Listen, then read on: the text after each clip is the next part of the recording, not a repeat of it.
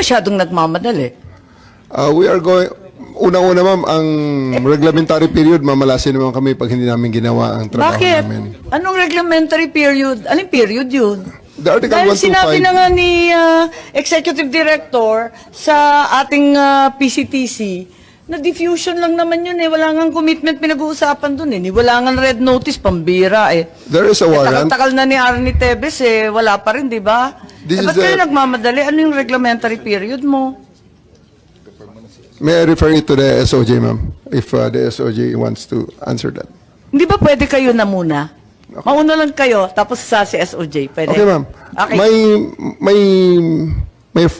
My main processes during the time is that I have implemented a warrant, and it is therefore the person is already arrested by virtue of a legal warrant, and Article 125 comes into play of the revised penal code, which is entitled delivery of persons legally arrested to the proper judicial authority, and I do believe at this point the judicial authority will be the ICC. Therefore, I have to abide with that Article 125 of the So revised inaamin penal mo code. warrantless arresto.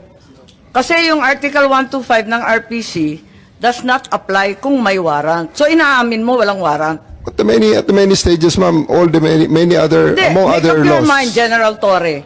Warrantless arrest ba to o may warrant? Kasi ang liwanag naman ng Article 125 eh, ng revised penal I do code. believe that I have a warrant at this time. I just don't want to be... Hindi walang reglementary period. Mamili ka. Kapag warrantless arrest, edi may period. Kapag may warrant, walang period. Just the same, ma'am, I have to deliver Hindi him to the pareho judicial yun, proper kapatid. authority.